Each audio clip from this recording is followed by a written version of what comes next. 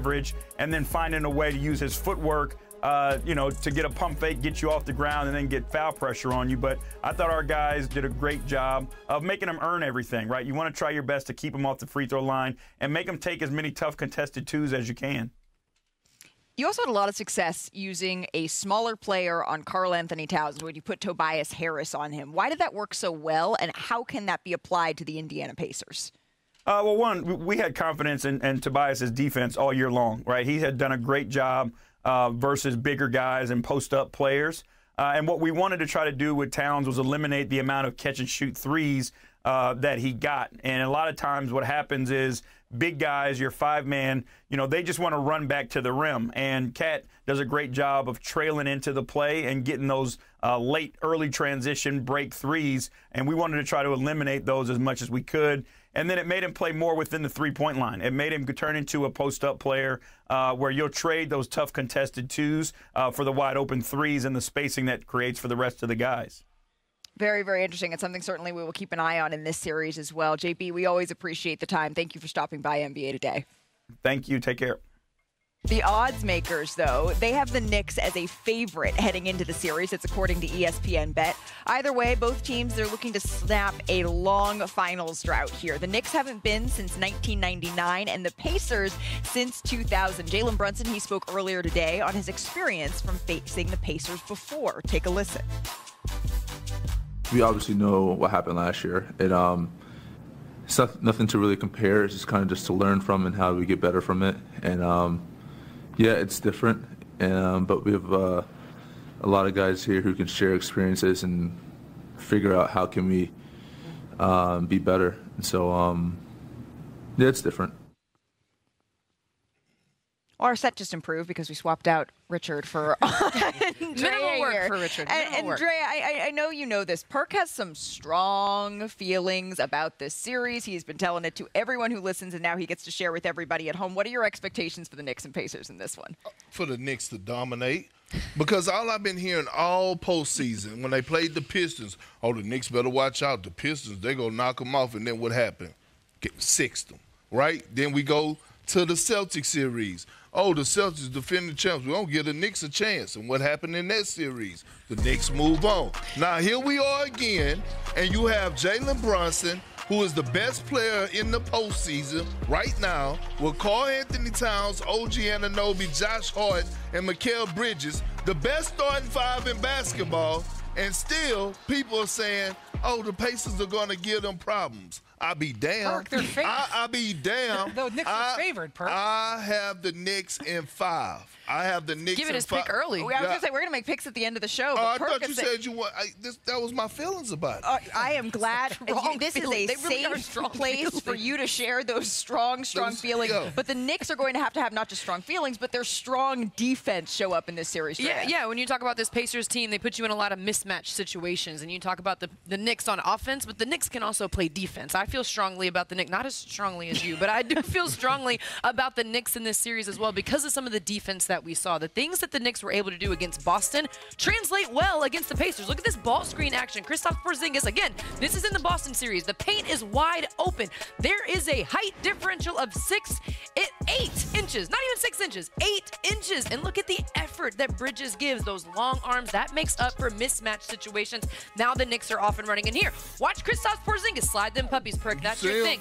Josh Hart plugs, OG Anunoby pursues, and he's able to get the ball, get a tip, go out, and get a slam dunk. That type of effort in mismatch situations, especially that play with Jason Tatum, imagine that's Tyrese Halliburton in a mismatch situation, trying to put the defense on skates, putting Tyrese Halliburton in a crowd, creating that chaos defensively. The Knicks are going to have to do that as well. These are two teams that want to play very differently. The Pacers want to play fast. They want to pressure you up the court to make you get into your offense quicker. And the Knicks want to play a little slower. The Knicks play fewer players. The Pacers play more. They're a little deeper. The Knicks are excellent in half-court situations, especially at the end of the game. The Pacers would prefer to move a little quicker, get their shots up a little faster. The team that gets to impose its will more often in the series probably is going to have an edge. And when Indiana presses high, do they give it? Do the Knicks give in to the Pacers' speed? Because that will behoove Indiana, and is certainly something to keep an eye on in this series. We got a jam-packed show as the conference finals roll on here. Coming up, the Wolves, they had the upper hand early, but then Shea happened. We'll show you the exact moment the game turned and what he had to say about it. Plus, the Stars, they will be out tonight at Madison Square Garden, but the Garden has been marred by villains for a long time. Will Tyrese Halliburton be the latest to steal Game 1? I know Perk's answer. And what is the best moment in this rivalry's history? Stay tuned as we reveal today's top of the top. It's the Pacers and the Knicks. Highlights you do not want to miss.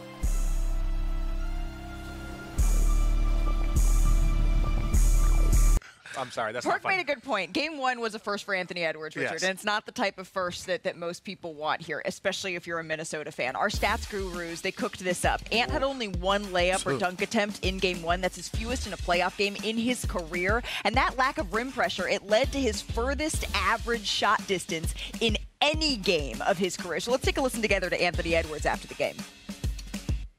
I definitely got to shoot more. I only took 13 shots, but